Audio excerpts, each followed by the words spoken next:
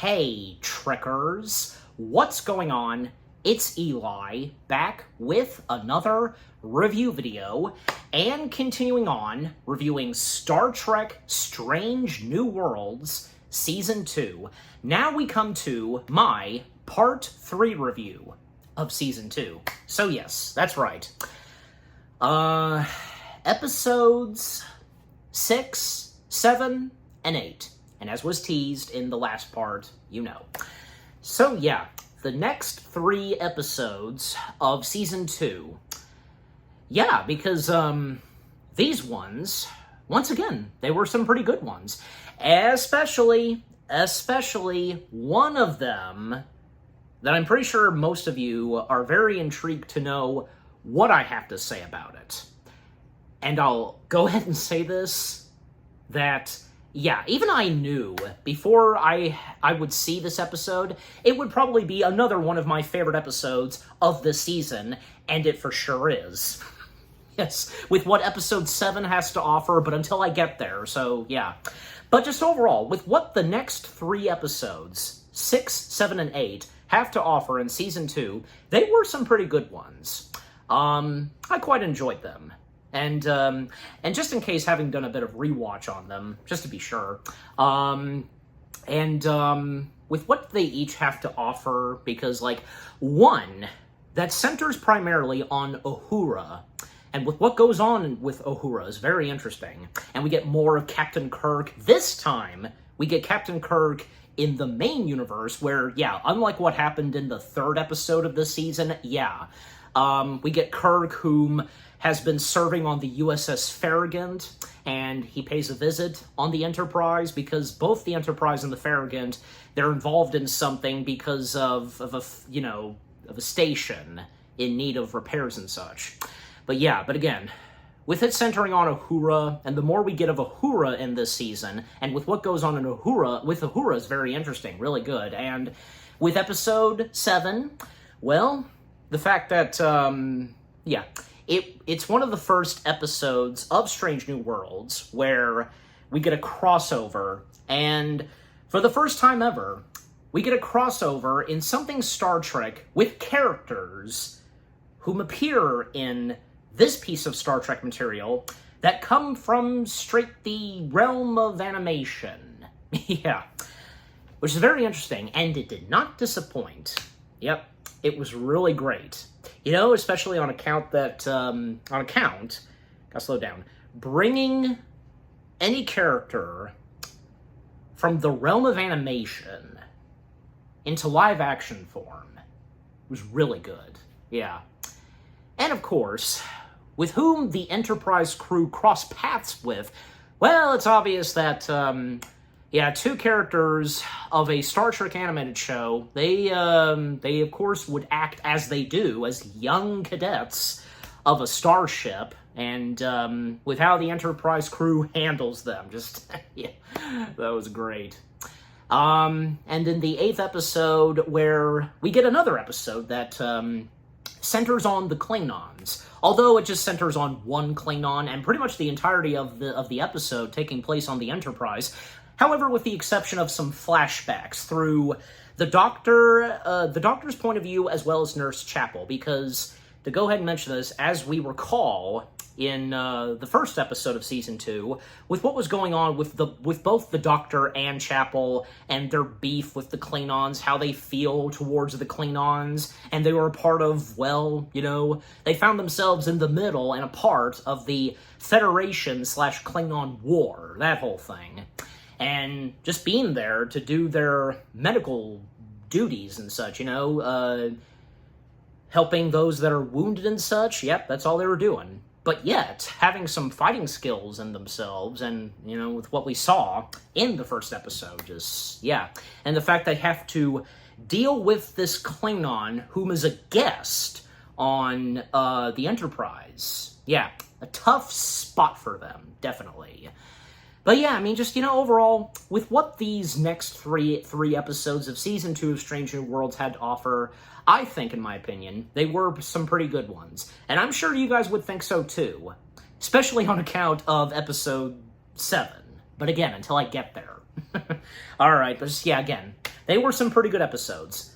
Episodes 6, 7, and 8. I really enjoyed them, and yeah, they were really good ones. Alright, so, with the first things I've had to say about the next 3 episodes of Season 2 of Strange New Worlds out of the way now, as always, for me, well, now dive in / break down the episodes themselves. And of course, starting with Episode 6, which being Lost in Translation. Sounds very similar, right? I mean, not to say that they stole the title of one of Sofia Coppola's movies. I'm just simply saying, you know what? This isn't the first time that other TV episodes have gone by names where maybe, say, movies or other shows have taken those names. You know what I mean? Just, yeah. Anyways, so, description / the story for Episode 6 of Lost in Translation. Uhura seems to be the only one who can hear a strange sound. When the noise triggers terrifying hallucinations, she enlists an unlikely assistant, to help her track down the source. I almost said assassin. I gotta slow down still. Alright, so, diving in / breaking down the episode itself. Here we go. So, well, again, because this episode, it centers primarily on Uhura. But not just Uhura, I mean, with what else goes on with the characters, it was pretty good. Because again, as I did mention, where the Enterprise and the USS Farragut, they meet up at this nebula, where a refinery is there, and they have to check something on the refinery. It's in need of repairs and such. And might as well go ahead and first talk about Uhura's hallucinations, because not long after they arrive at the nebula, and it's a very special nebula according to Uhura, yeah, like a nursery nebula, or, how she puts at it. So, yeah, I mean, Uhura starts to experience vivid and terrifying hallucinations, and they include a vision of a deceased character, the Andorian crew member of the Enterprise, Hemmer. So, yeah, and as I'm sure most of you recall, Hemmer, who originally was one of the main characters of Strange New Worlds, sadly got killed. Yeah, it was unfortunate. And yeah, and these hallucinations, they are triggered by a strange sound imitating, from a nebula, and where the Federation is establishing a deuterium refinery. Yeah, that's the full name of it, the deuterium refinery. And Uhura, because, not sure how to explain and to show, about this noise that she's hearing, even when she's trying to, at one point, trying to find the sound and on the communications, but yeah, nothing's working. And, well, Kirk's stepping in, and once again, Paul Wesley, playing Captain Kirk.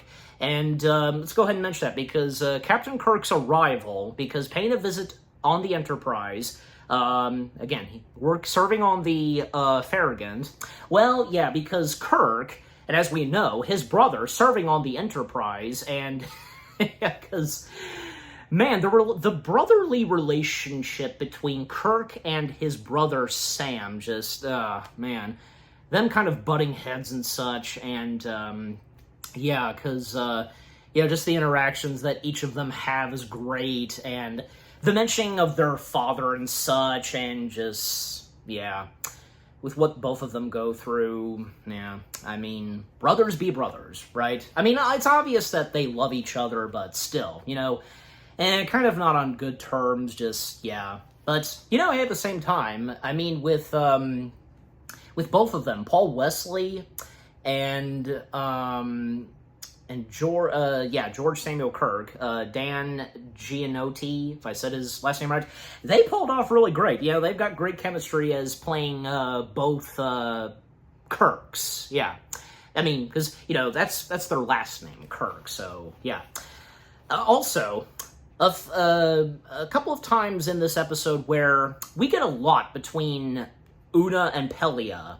Yeah, because they have somewhat of an intense relationship, and stemming from Pelia replacing Hemmer, as the Enterprise chief engineer. Yeah, because, again, Hemmer, if you recall, Hemmer was the chief engineer, but after his sad demise while on duty, a little later, and by this season, we got Pelia. So yeah.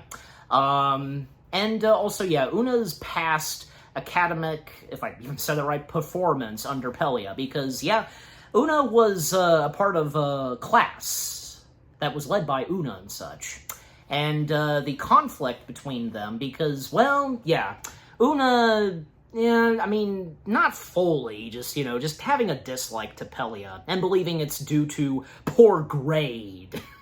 And Pelia giving her in a class at the academy, however, gave her a C. That's what it was. And Pelia recognizes that the real issue is Una's grief over Hemmer's death, and yeah, that's understandable. And just not /adjusting to the new chief engineer, which being Pelia. The fact because, as we know, Pelia, her alien species, living a long lifespan, and even serving in Starfleet even before Una joined Starfleet. But, technically, even by this point, Una outranks Pelia, so yeah. But still, the fact that Pelia had come into Starfleet before Una, you gotta show, she should show more appreciation for Pelia. Even Una calling Pelia sloppy because, even we can see this, and she points it out where Pelia's got, crumbs on her uniform. Now, granted, wouldn't you be like that, kind of? You could sometimes. I'm just simply saying, maybe I would, it depends. For me, because I would unintentionally spill something or have crumbs on my clothing, and I'm sure the same would go for you, but just, yeah. But, even if when it comes to, say, Starfleet, you still want to look your best. It's like, sometimes wrinkles would show in the Starfleet uniforms, right? Even the late Gene Roddenberry, he despised the wrinkles to the Starfleet uniforms and just, originally preferred for the uniforms to be absolutely wrinkled-free. But, hey, it never ceased to fail when it comes to clothing. Wrinkles never cease to fail. It's always going to happen, okay? Anyways, but not to go off too much topic, but yeah. Okay, so, yeah, and also because they find out, and yeah, with Una and Pelia being on the refinery, and to speed things up some, they would find out that the refinery has been sabotaged by one of their own. And that being a crew member, a lieutenant, be named Saul Rahman. Yeah, I got that right. Being played by Michael Reventar. Yeah, I think I did get his last name right. And, because them checking on Rahman and just, he's hallucinating. And I think for some of us it wouldn't take too long for us to realize that, Rahman's probably going through the same thing that Uhura is starting to experience, yeah. And Rahman saying, at times that this isn't real. He's just he's just losing it, and just he's seeing things that they're not seeing and we're not seeing yet. However, with the case of Uhura, because we're seeing what she sees at times, because the hallucinations that she still sees, and to still mention this, where she sees, a corpse version of Hemmer, and which, by the way, Bruce Horrock, he reprises his role as Hemmer for a few shots, even in some, archive footage that were recorded with, that featured both Uhura and Hemmer. And, Hemmer, a few times appearing as a corpse, or say a moment where there's something going wrong and they're at red alert, and basically, on the bridge, the main screen, it starts to crack. And when it cracks, it lets out the air, and it blows them out. But thankfully, that didn't happen. It was just a hallucination, so whew, that was a relief. Those kind of things that Star Trek pulls on us, where okay, this can't be happening, right? Take, for example, the start of the Next Generation episode, Cause and Effect. Do you remember how that opened? Well, obviously, we knew that there was a reason, and okay, what's happening? Just that was a WTF moment, but obviously there's going to be an explanation as to how this happens, and as the episode proceeds, Yeah, so... But in this case, for this episode, yeah, because it's just one of Uhura's hallucinations.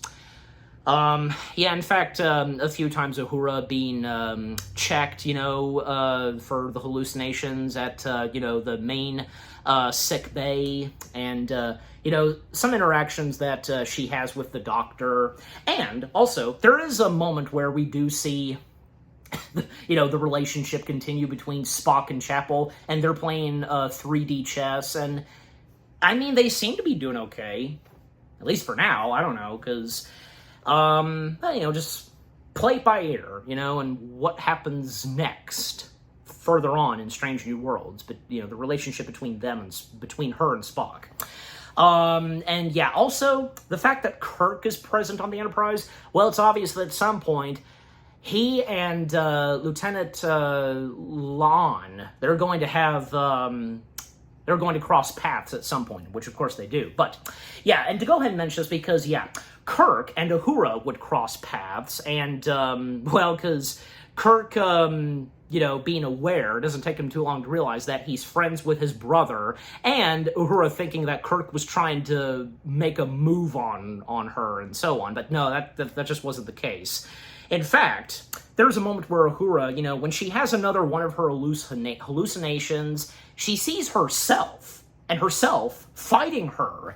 In fact, she took a punch to herself, but actually, when the hallucination was over, yeah, she actually hit Kirk. And as the episode proceeds, Kirk starts to slowly but surely help out Uhura with what's going on with her. And still to speed things up some because, yeah, with what happens to Ramon next, well, still, sabotaging the refinery, as well as doing something to one of the Enterprise nacelles. And Uhura and the others trying to locate and stop Ramon even after he escaped sickbay. And, it just gets out of hand. And when, because at one point Uhura comes, face to face with Ramon, and also, working together, and they are assigned to investigate the sabotage, and Uhura as first officer clashes, okay, but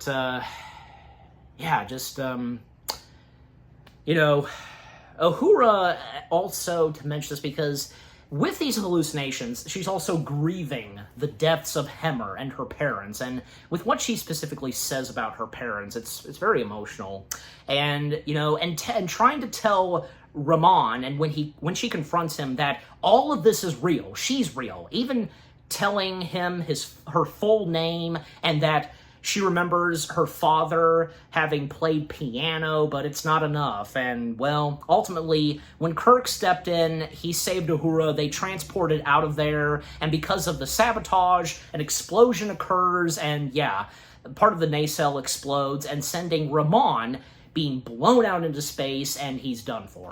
Yeah. That's unfortunate. Yeah. And to still speed things up some because, the grief that Uhura goes through, and the further on,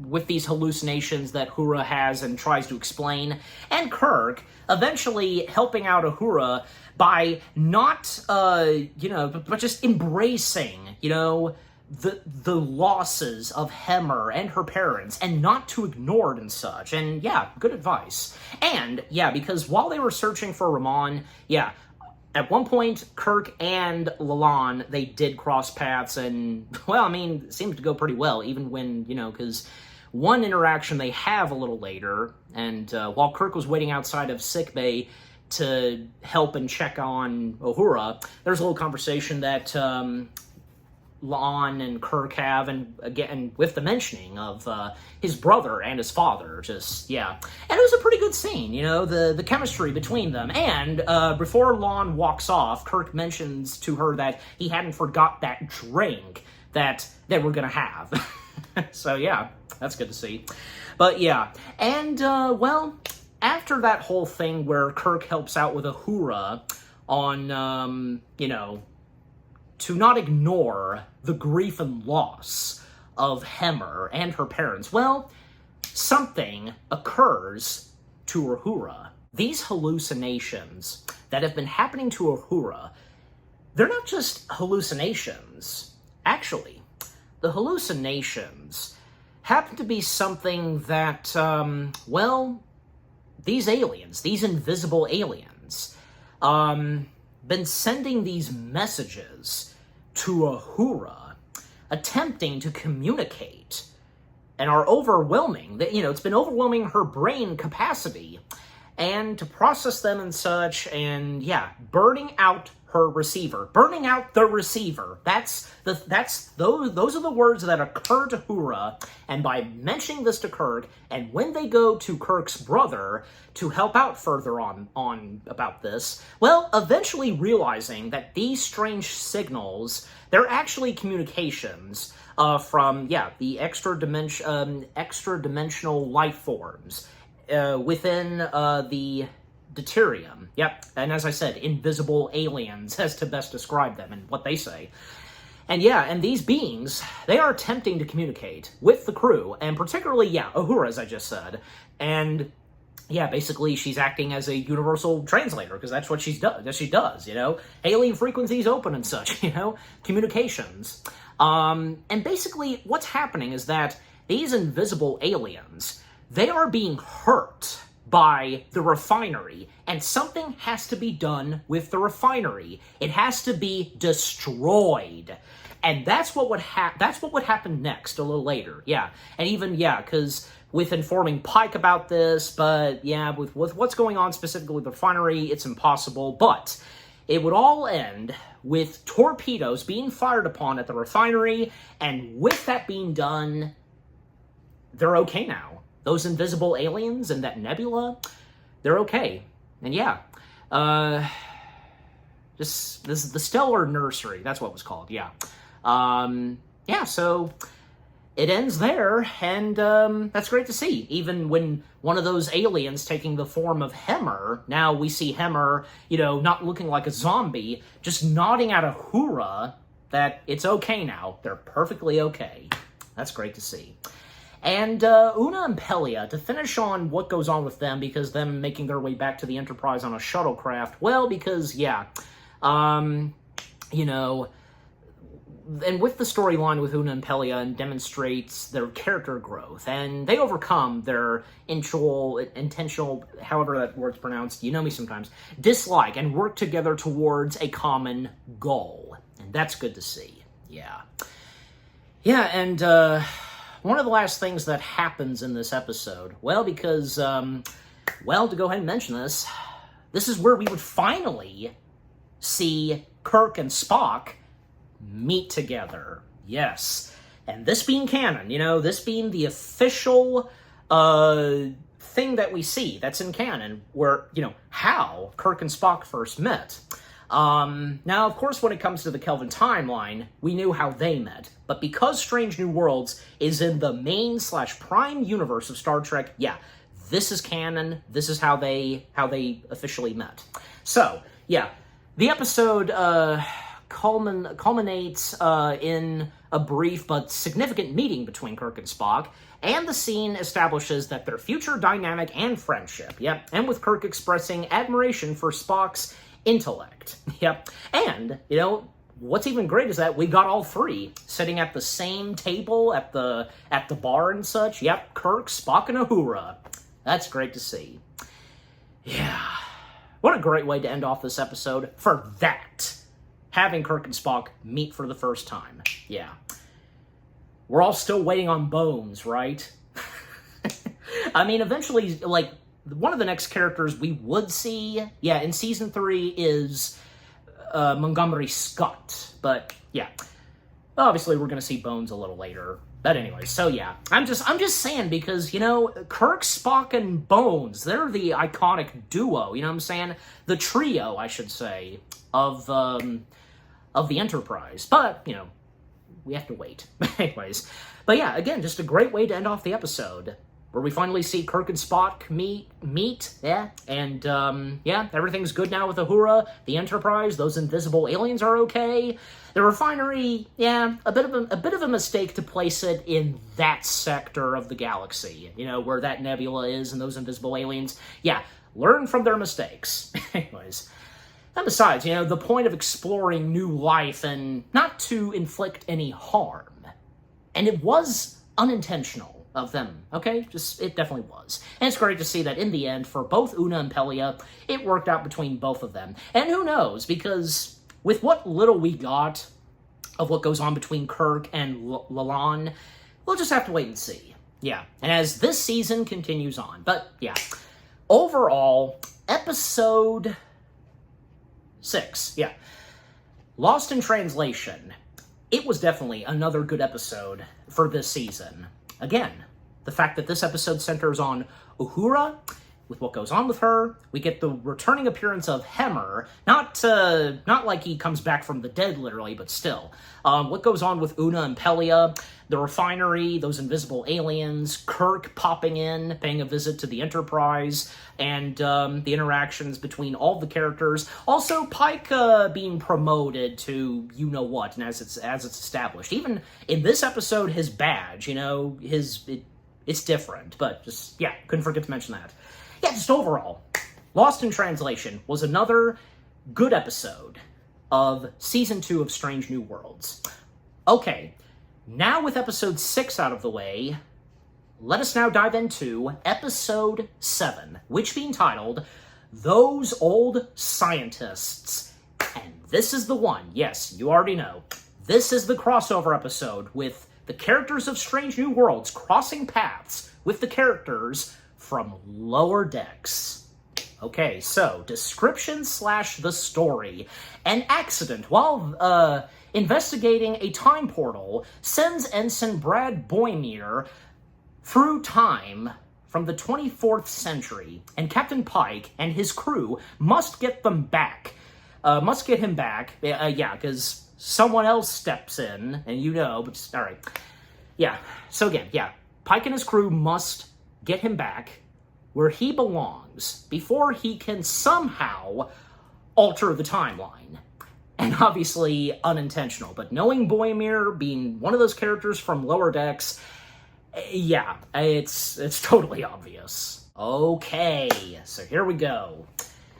Episode 7. So, yeah, like I said earlier, it was obvious, and yeah, of course, this being another one of my favorite episodes of this season. Also, cannot forget to mention the fact that, you know, with this episode being really good, well, you've got good old Jonathan Frakes directing this episode. And by the way, fun fact, this is the first episode of Strange New Worlds entirely to be directed by Jonathan Frakes. And, you know, I'm not the only one. I'm sure some of you probably felt the same way too, because we would have thought that Frakes would have directed an episode of Season 1, right? I mean, because maybe not all the time for every Star Trek show, but I'm just saying, because, you know, I do recall, like, when Discovery began, he was involved in Season 1 and did direct a few episodes. I'm just saying, but yeah.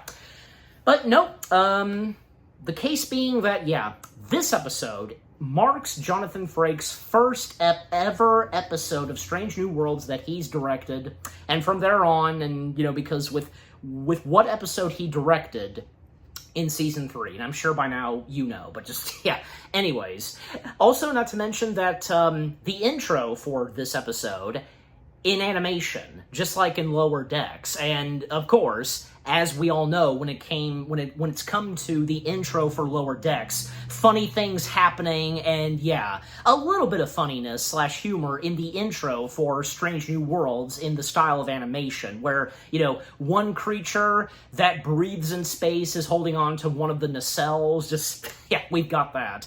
But yeah, so, breaking down / diving in Episode 7 itself, those old scientists. Well, in the 24th century, on the USS Cerritos, well, them coming across this old ancient portal, and Boromir, of course, having to know that the ancient portal first being discovered by Pike and the Enterprise crew. And, well, of course, we've got to, of course, seeing the Lower Decks characters in animation, and, yeah, because, Boromir, once again, being played by Jack Quaid, and, as well as, Ensign Beckett, Mariner, yep, once again being played by Tawny Newsome, as well as, the other characters that make an appearance in this episode. Ensign Devana Tendi, the Orion Starfleet crew member, once again being voiced by Noah Wells, and Ensign Samantha Rutherford, yeah. Once again being voiced by Eugene Cordero, yeah.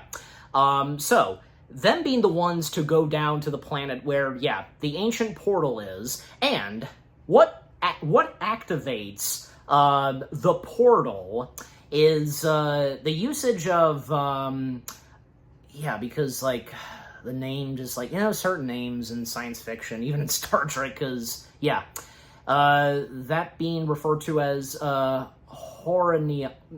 Horonium, if I even said that right. Again, you know me sometimes. Yeah, it's the portal's main power source, and, well, at one point, and even when, like, say, they, Boromir's picture's taken, doing the Vulcan salute, the portal activates, and Boromir finds himself being sent back to the 23rd century, where we do see him in live-action form. And yeah, it was really exciting when it was first announced that they were going to cross paths with the Strange New Worlds crew ever since Jack Quaid and Tawny Newsome popped out during the Strange New Worlds Comic-Con panel, and they made the announcement that they were going to cross paths with the characters of Strange New Worlds. They were going to be coming on board the Enterprise. It was really exciting to see what they were going to look like in live-action form. And even though, technically, there was one time where most of the Lower Decks voice cast members, they actually did cosplay as their characters at one of their panels. I'm sure you guys would recall. So, yeah, but obviously having a proper makeover and wardrobe, how they would look in Star Trek itself. And you know what? How each of them turned out. We only get Boromir and Beckett in live-action form. Jack Quaid and Tawny Newsome. They looked fantastic, and which, yeah, because you can see in the green screen backdrop, I have that image, I have to have that image, for this episode, for the green screen backdrop, so, yeah. See, it's amazing how both of them turned out in live-action form, down to their wardrobes, their Cerritos uniforms, and their hairstyle, and not to mention, for, Ensign Beckett having the sleeves pulled up, that was really cool. And yeah, give props to the wardrobe department for doing that. And their hairstyle looked pretty cool. And obviously, for Boromir himself, we have to have the purple hair. And they did a great job at that. And yeah, just seeing them perform their characters in live action, just really fantastic. Yeah.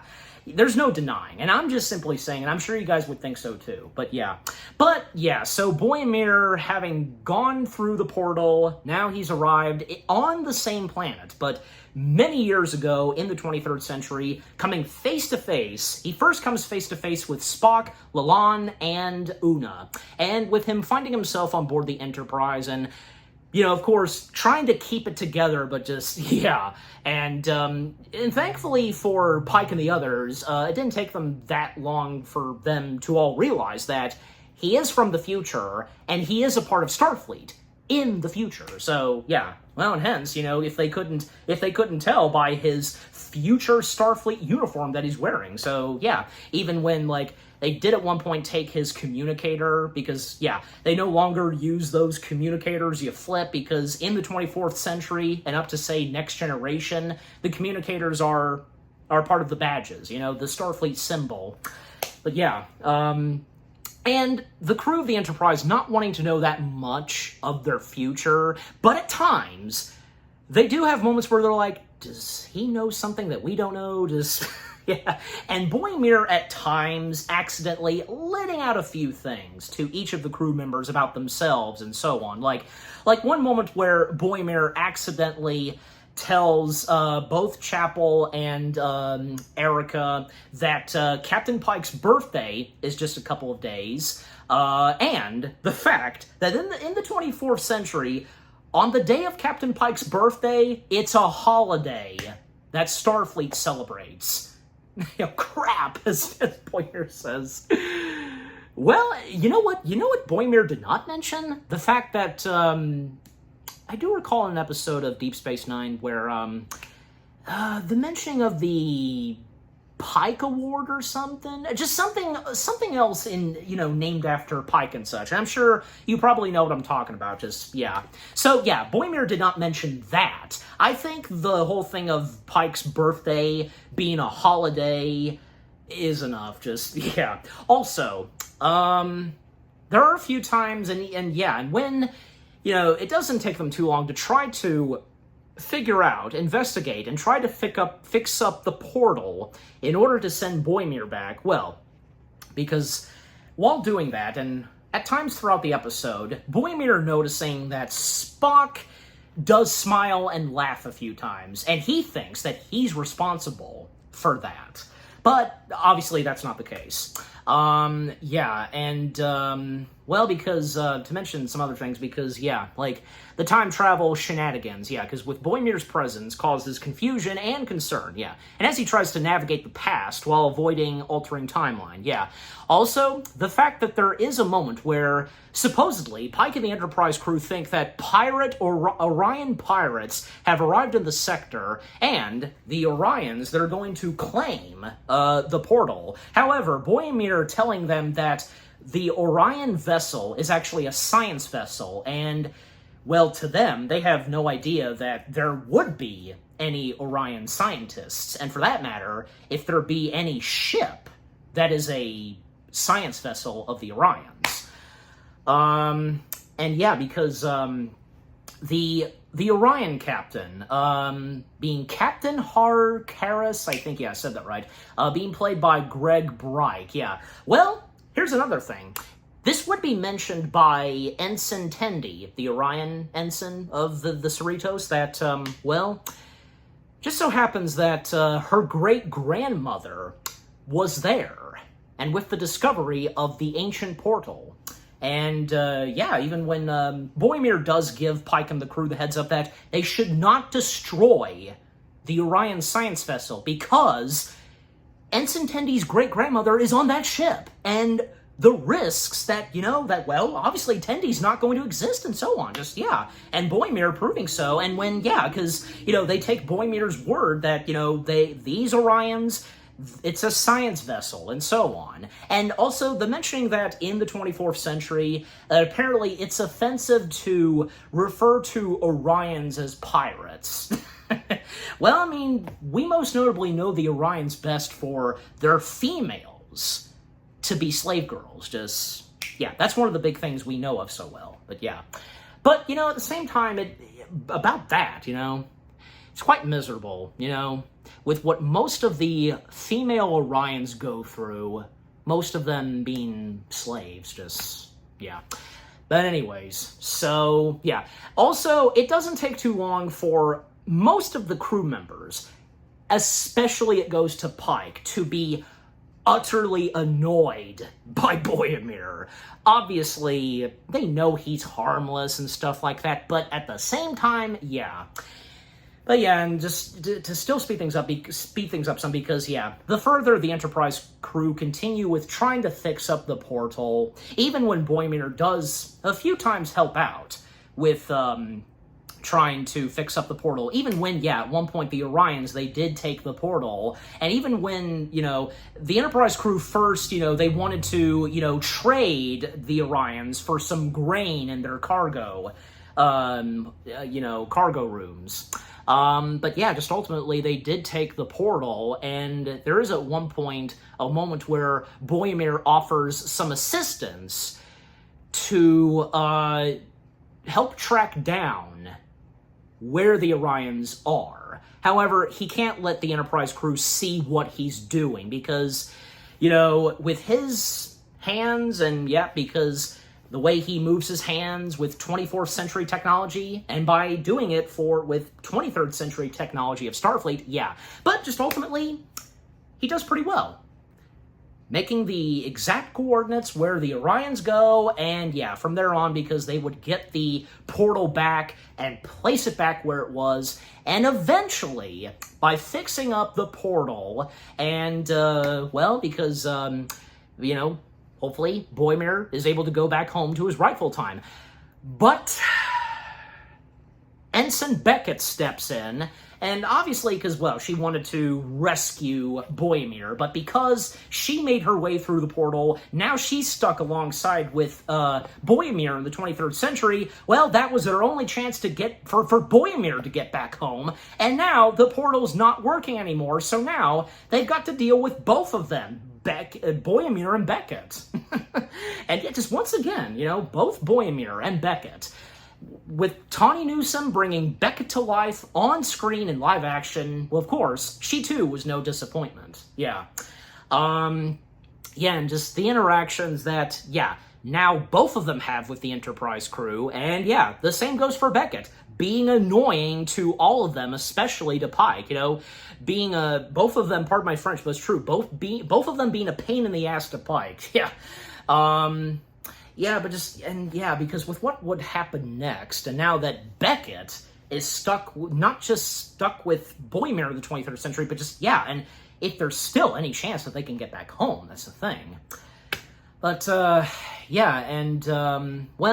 here's another thing, because, can't forget to mention this. Beckett having such a huge influence on Uhura. In fact, it was mentioned earlier that if she were here, and as she is now, Boromir explained to Uhura earlier that Beckett would be losing her mind because how much of a huge influence Uhura is to Beckett. Because the moments that Beckett and Uhura have, they're pretty good. And just a few mentionings that Beckett makes to Uhura, how she's so admired in the future, in the next century. And Beckett encouraging Uhura to embrace fun and not to be afraid to make mistakes. Very true, very true. And you know what? I love it sometimes. Even if I brought this up when I've reviewed Lower Decks itself, where, you know what? Despite the Lower Decks crew, from Boromir to Beckett, despite them being a handful and such, they can have some pretty good serious moments, and having some pretty good dialogue. And in this case, we're Beckett explaining to Uhura to embrace fun and not to be afraid to make mistakes. It's very true. Pure facts. And also potentially influencing her development.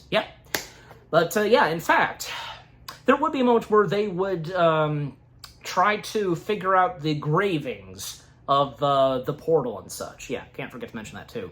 And also to talk more about Spock's emotionals, because there is a moment where Boromir does share to Chapel about what's going on with Spock, what he saw, witnessing what Spock was doing, smiling, laughing, and when Boromir's still trying very hard not to reveal too much of the future.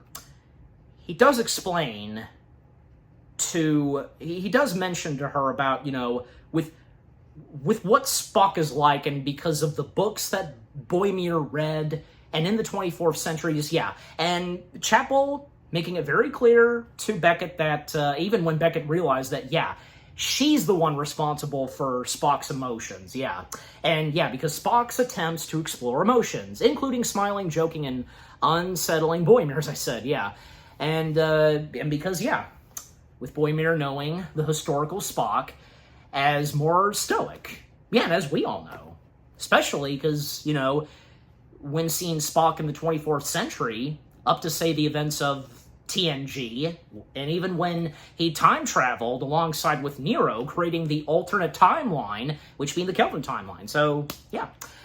Anyways, but yeah, so, and the more that they continue on with them trying to fix up the portal, even at one point they were going to steal a shuttle to try to take care of this themselves, and with trying to fix the portal, both Beckett and Boimir. But yeah, Lalonde catching them, and yeah, in fact, by this point, Pike has had enough of what they've done and such, and, confined them to their quarters and sent them to a nearby starbase, and they'll be their problem. However, and to still speed things up some, it would occur to both of them about, well, because at one point, Boimir and Spock tried to fix up the portal with what it runs with and such, the Harmonio. Again, if I know I'm probably mispronouncing it, but I'm talking about. They tried to fix it up, but it didn't work. But it does occur to them that, well, what they can do, and by fixing the portal, is take something that already has the same thing that the portal has, because the Horonium, and basically, in the episode, it's revealed that the portal's power source, which being that, yeah, it was used in the construction of the Enterprise NX-01. Yeah. And a piece of the original ship is in the current Enterprise's construction. And to put it this, because, whenever the next starship carrying the same name, in this case Enterprise, a piece from that previous ship would be installed in the new one, and from there on, yeah. So that's what they do. They don't have to, even Erica thinking at first that they have to get out the NX-01 out of mothballs. No, they just gotta take a piece that was once from the NX-01, which, yeah, just so happens to be in main engineering. And it's really nice because between Erica and Uhura, they're mentioning and talking about, those that they admire that served on the NX-01, like Mayweather is most prominently mentioned, and that's really cool. And they have a moment where they're acting exactly like Beckett and Boimir. Well, let's face it, they were, because obviously the Enterprise crew, they admired the original crew of the Enterprise, which being the NX-01, so go figures, yeah. So, that's what they do. They take it from what was once in the NX-01, and just so happens to be in the Enterprise the whole time. They use that by putting it in the portal, and from there on, yeah. And they would have another encounter with the Orion crew of the science vessel.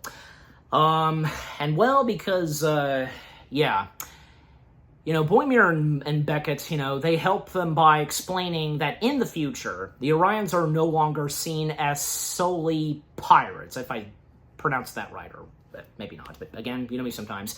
And a future Orion is even friends with them. Yes, because they would mention their fellow Ceratus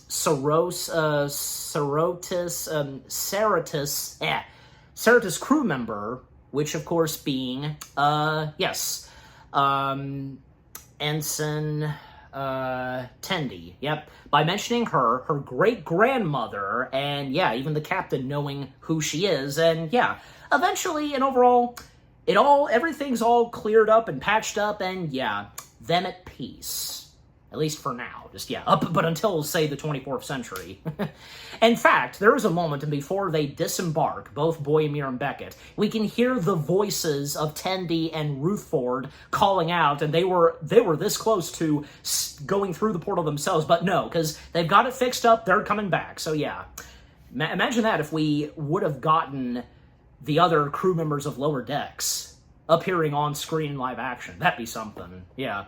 Even there have been a few, to go ahead and mention this, there have been a few art pics, maybe you have seen them too, where how the Lower Decks crew would look in live action, all of them. Even the chief medical officer, which being the cat, but just, yeah, probably so, but hey, because it's really great to see how, we've only seen Boimir and Beckett look in live action. But yeah, so they say their goodbyes, and yeah, everything's okay. No big changes whatsoever. In fact, this would be mentioned that Una was a big influence on Boimir for him joining Starfleet, even having a pin-up poster of Una. And it was most prominently, Beckett most prominently brought that up to Una. And with Una being an influence on Boimir, ever since the Ad Astra Per Aspera, yeah, that being a big thing, just, nice, yeah.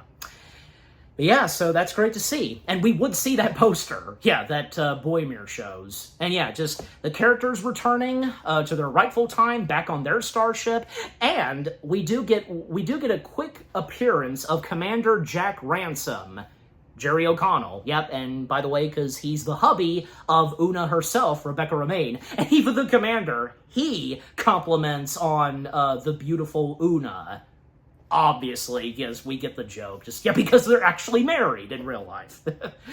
And hey, it's great to see, because both of them, they each get to be a part of the Star Trek franchise. Good for them, both of them.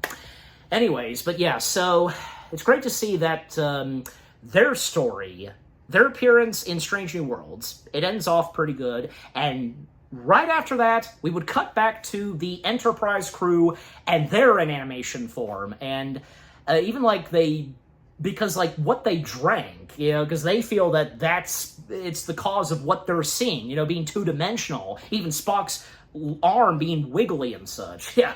And I didn't mention the Doctor, because the moments that the Doctor has is pretty good, and he gets the last line, like, what's in this drink? Just, yeah. But hey, it was nice that we get to see the Enterprise crew in animation form, and how the episode ends off. That was great. Yeah, just, yeah. Episode 7 itself. Those old scientists.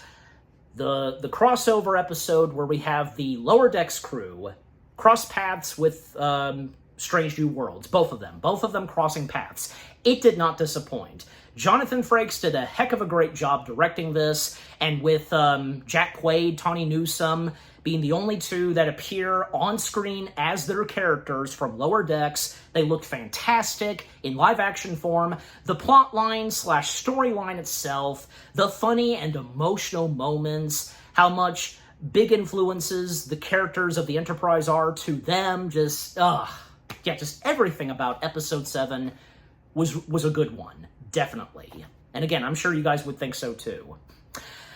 Alright, one more episode to go for my Part 3 review of Season 2 of Strange New Worlds, which being Episode 8, titled Under the Cloak of War.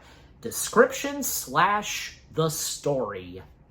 Captain Pike and his crew welcome a Klingon defector, aboard the Enterprise. But his presence triggers the revelation of some shocking secrets. All right, so here we go. Episode 8. So, one of the first things to mention, of course, is that, a Klingon ambassador by the name of Dakra. Yeah, I said that right. Dakra. You gotta say it in Klingon, you gotta talk like a Klingon sometimes, Dakra. Being played by Robert Wisdom. Yeah. So again, he's a Klingon ambassador, and, he's known as the Butcher of Jagal. And during the war, the Federation / Klingon War, he arrives on the Enterprise seeking a path to peace, and I'm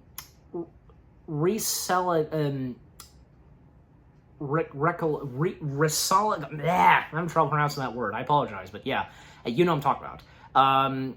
Resalitation, I think I'm saying it right, with the Federation.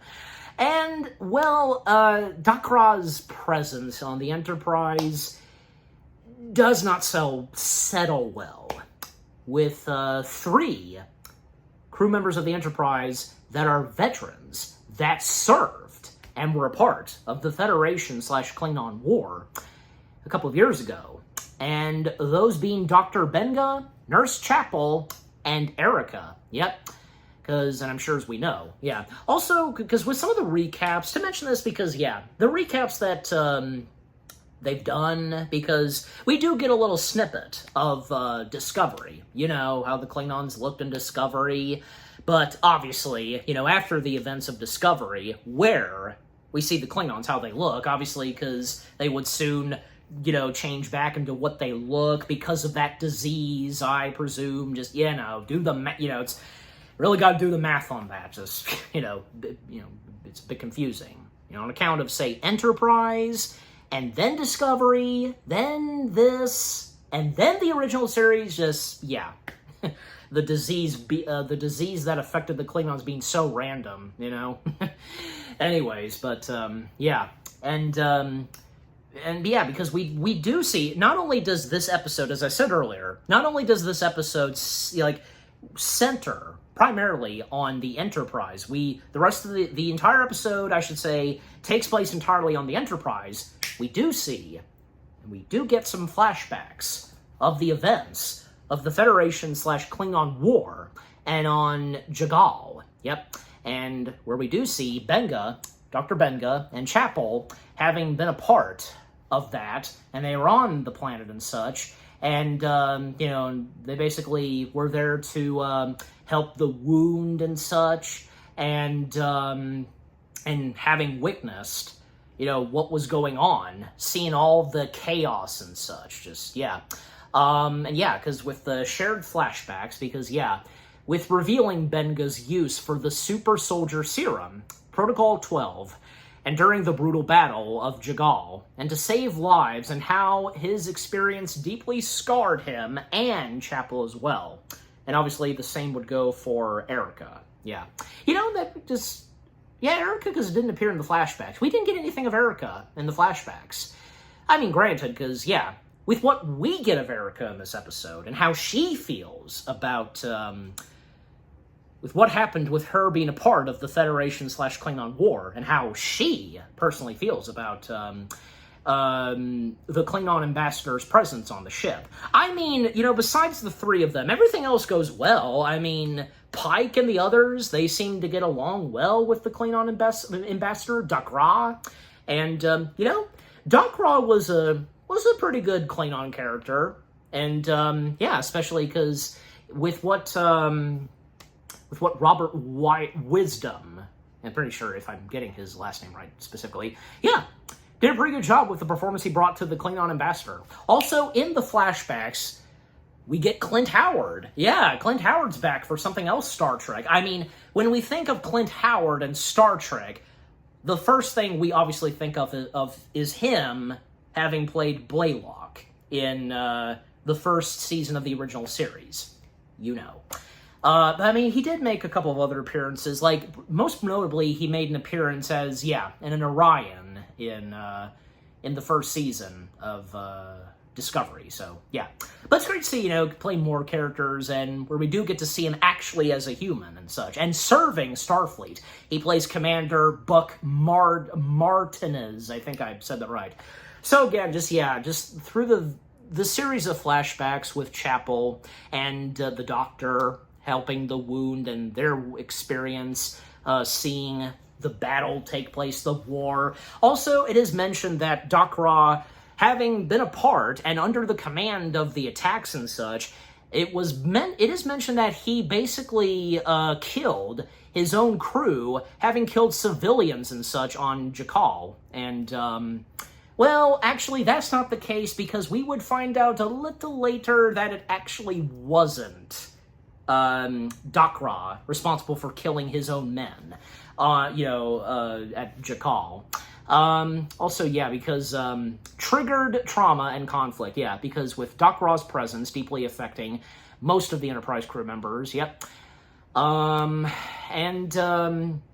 Also, yeah, because even, like, say, Dakra offering an invitation to the Doctor to join for peace and wanting to help the Doctor to let go of the pain and grief and such, you know? And Dakra being well aware about what all happened in that hellhole years ago during that war. And, because obviously, it's obvious from what we could tell, like, him feeling guilty about this entirely, but yet at the same time, he was given orders, and because he was a leader and so on, he had to do what he had to do.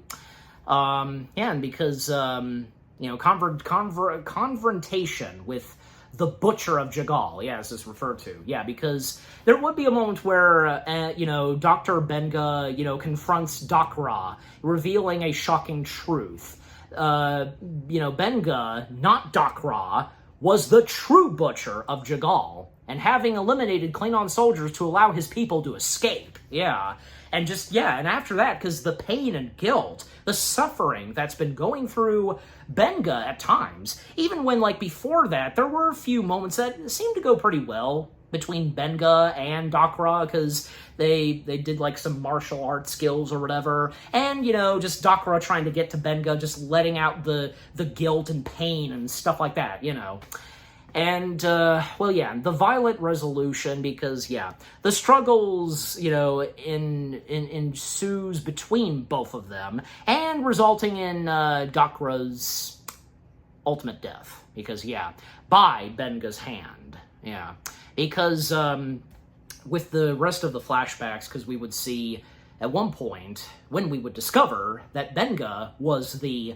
Butcher of Jagal, because, the blade that he used to kill Dakra's men, and by the way, because, it's, again, when we think that Dakra was responsible for killing his men, he took the credit, but no, the actual credit goes to the Doctor, but just seeing that, and, the fact that Benga has still kept that blade, and, with what's going through Benga, and ultimately by using that blade to, he wielded from Jagal, using it to kill the Klingon ambassador. And we even see it through a tarp or something, you know what I'm saying? And even Chapel, she actually came in at the time when this happened and witnessing this. And Bengo, he didn't mean to do this, okay? But yet at the same time, with what was going through him, one of those moments.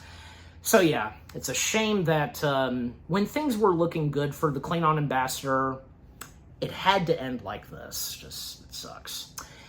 And Pike's struggle with justice and ideals, because, Captain Pike, as he grapples with the implications of the Doctor's actions, and emphasizing the diplomacy, And while Benga asserts, if I said that right, the importance of justice, and by raising complex moral questions for the Federation and its ideals. And another thing is, it's great to see that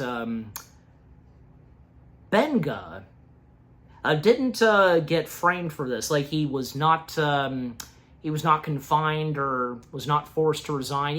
One of those things, you know what I'm saying? It's interesting and, good to see, I guess, that he was let go of the hook of that, but just, even Pike, obviously he understood the whole thing and what was going through Bengal, and being totally Benga. I'm saying Bengal, The Dr. Benga and Chapel, as well as Erica, what was going through each of their minds, and being in the presence of, with the presence of a Klingon ambassador, which, again, because the Klingon ambassador seemed like he was perfectly harmless and had, stepped away from what he had done in the past. That was over. He wanted to move on and such and become better. And sadly, he couldn't proceed on doing so. It's a shame, just what this episode had to offer. And with, because, each of these characters, 3 of them, and primarily, we have it centered on Benga and Chapel, how they've been feeling towards the Klingons for a couple of years, and even when, the first episode of this season happened, and, it's amazing, and well put with what was written in the episode. Also, to name some of the other cast members, I already mentioned Clint, Howard. We also have Jix being played by Sadia Ali, yeah, and Polk, because, yeah, to talk more about the flashbacks, because of the characters we get in the flashbacks, they were some pretty good characters, and Polk, moments between Polk and Dr. Benga were pretty good too. Especially when Polk, he would then step into uniform as a soldier, going to fighting in the war, serving for the Federation, of course, just, yeah. Also, because some of the other characters that have a few moments, like, Jenna Mitchell, Rong Fu, and Lieutenant Vala Trask and Ensign Alvarado, being played by Joe Solana, if I said that right, and Ensign Inman, being played by Brendan Jeffers. Moments that, that we see with each Lon Noonien Singh, Uhura, Spock, just, really great. Overall, Episode 8 itself, Under the Cloak of War, was another pretty good episode of this season of Strange New Worlds. Another episode that centers on the Klingons, and in this case, it's just one. The series of flashbacks, the more we get of the Federation/Klingon War, was really good. And with each of the characters, not only is the Klingon ambassador one of the main centers of this episode, but also, primarily, Dr. Benga, Chapel, and the majority of Erica. I think we should have got, I'm just saying, we should have gotten more of Erica in this episode, and see her through the flashbacks, her serving. But I'm just simply saying, But I might have to go back and look because I'm pretty sure. But, anyways. I'm just simply saying because I don't seem to recall, there being, no. But you never know, just, maybe possibly at some point, sometime as I proceed watching the show, an episode, if there's going to be another one of these. And, we get to see more of Erica and her shine and seeing her through flashbacks of her being a part of the Klingon, the Federation/Klingon War, to say that in that order, But just overall, this episode itself, in Season 2, Episode 8, Under the Cloak of War, was really good. Another good episode for this season that has to do with the Klingons, and in this case, a few crew members having to deal with the presence of a Klingon, and whom each of them, which being Benga, Chapel, and Erica, they fought and came face to face with what was going on when the Federation was at war with the Klingons, and the fact that they had an enemy of theirs, well, technically as of now, an ally, and the fact because they're allies, well, and, a century before, the Klingons would officially become a part of the Federation. Well, even up to the events of the Undiscovered Country, when they would become a part of the Federation, as we all know. Anyways, but just again, that was another great episode. Episode 8 of Season 2 of Strange New Worlds, Under the Cloak of War. And with that being said, episodes 6, 7, and 8 were yet another great batch of episodes for this season.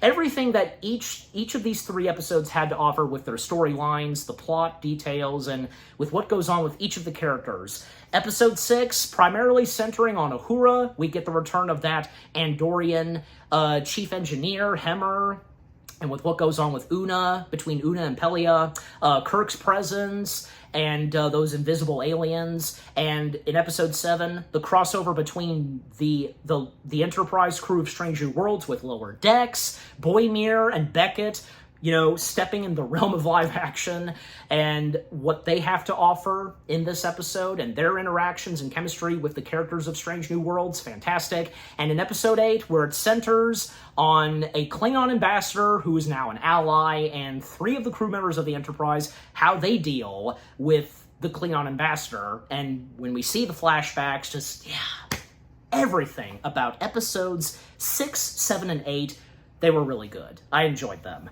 And what about you guys? What did you think of the next 3 episodes of Season 2 of Strange New Worlds themselves? Episodes 6, 7, and 8. Which were some of your favorites? I presume a lot of you would probably favor Episode 7, because I'm sure a good majority of you, and I'll be seeing your comments, probably most of you did enjoy that episode. It's probably one of your top favorite episodes of the season. But if you still enjoyed what episodes 6 and 8 had to offer, and if you got some good laughs, got a bit teary-eyed and with what each of the episodes had to offer. Good writing, just, you get my point. Yeah, and if you have any favorite lines, favorite moments, and obviously that would go primarily to episode 7, just, yeah. But again, overall, what do you think of episodes 6, 7, and 8 themselves, with what I've had to say, my review on those 3 episodes in my Part 3 review of Season 2 of Strange New Worlds, and yeah, what did you think of my Part 3 review of Season 2 of Strange New Worlds? Leave comments, and give this review video a like, as always. And so, guys, with all that being said, thank you very much for watching. I hope you guys enjoyed my Part 3 review of Star Trek Strange New Worlds Season 2, Episode 6, Lost in Translation, Episode 7, Those Old Scientists, the crossover with Strange New Worlds and Lower Decks, and Episode 8, Under the Cloak of War. More review videos are coming your way. They're going to be awesome. Keep looking forward, and I will see you guys in the next video / review. Take care, and, well, until then, you know, my 4th and final part review is on its way, and yeah, only 2 more episodes left. And yeah, because, and quick shout out to my mom, because, you know, she told me that, and her having seen the episodes before me, well, the 10th and final episode, it was a really good way to end off Season 2. Yep, and ending off on a cliffhanger. Oh boy. And as for episode 9, well, you know what it is, and according to my mom, she didn't enjoy it. In fact, she had to fast forward through the majority of it, only watching the beginning and ending, and not where, in the entire episode, there's a lot of singing. Yeah, but I, myself, am going to find out when I watch the last 2 episodes of Season 2 and what I have to say in my 4th and final part review of Season 2 of Star Trek Strange New Worlds. Stay tuned for that. Again, until then, take care, peace out, and live long and prosper.